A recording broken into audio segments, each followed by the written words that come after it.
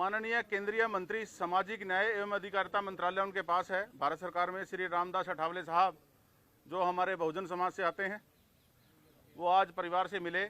मेरा नाम रवि कुंडली है, मैं हरियाणा प्रदेश का अध्यक्ष की मेरे पर जिम्मेदारी है रिपब्लिकन पार्टी ऑफ इंडिया की। और उसके बाद माननीय केंद्रीय मंत्री जी ने हमारे हरियाणा प्रदेश के माननीय मुख्यमंत्री जी से टाइम लिया मिलने का, तो उन्होंने तुरंत मिलने के लिए टाइम दे दिया कि आओ आप मिलना चाहता हूं। तो वहां पर मैं और हमारे पूर्व कैबिनेट मंत्री बहुजन नेता भाई संदीप वाल्मीकि जी भी हमारे साथ थे। तो अब ये बताएंगे कि वहां पर हमारी क्या क्या बात हुई। साथियों नमस्कार। आज आप सबको पता ही है केंद्रीय मंत्री रामदास अठावले साहब आए थे और वो सामाजिक न्याय के योद्धा हैं और बहुजन मूवमेंट के बहुत बड़े क्रांतिकारी साथी हैं। परिवार से मिले, उसके बाद सीएम साहब के यहाँ गए। तो जिस कमरे में हम लोग बैठे थे वहाँ पर एक खुल्लर साहब हैं, क्या नाम है उनका पूरा, राजेश खुल्लर, एक रस्तोगी जी जो चीफ सेक्रेटरी हैं वो, सीएम साहब थे, एक खुंडरू साहब थे, बुंडरू, ठीक है, ये लोग थे वहाँ पर। और वहाँ पर साहब ने, अठावले साहब ने बात रखी कि भाई इतने दिन से न्याय क्यों नहीं मिल रहा।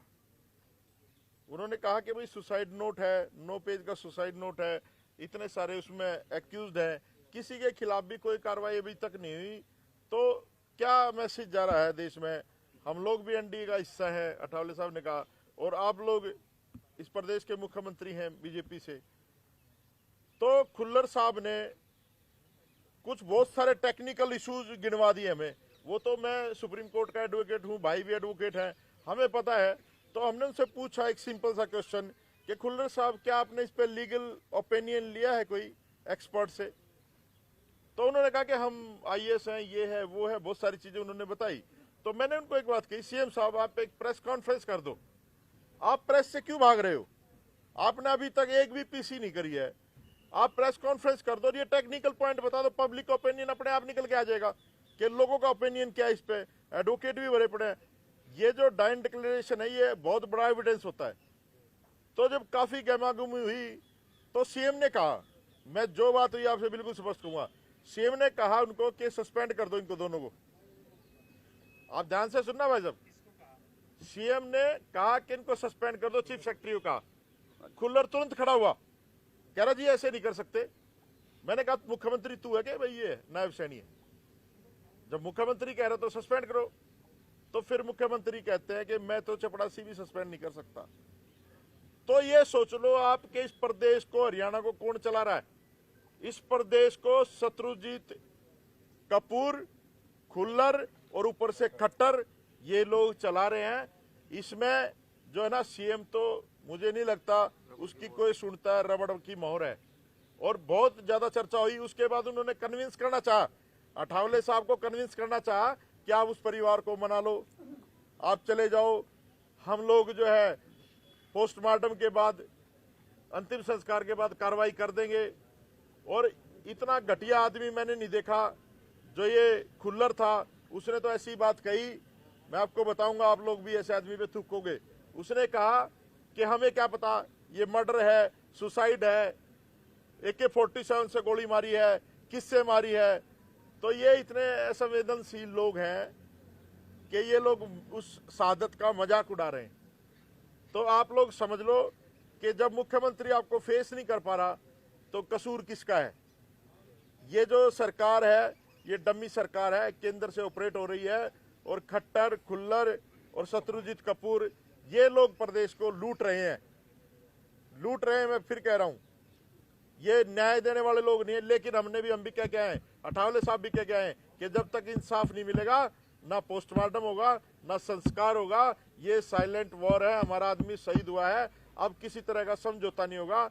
अभी हमने कल पंचायत करी थी और 48 घंटे अल्टीमेटम है, पूरे देश में आंदोलन शुरू हो गया है। आप लोग भी मीडिया के माध्यम से आपको पता चल रहा होगा, अभी 17 सेक्टर में कैंडल मार्च भी है। और हम लोग यहाँ से हिलने वाले नहीं है भाई, आप लोग देख रहे हैं हम लोग बराबर बने हुए हैं।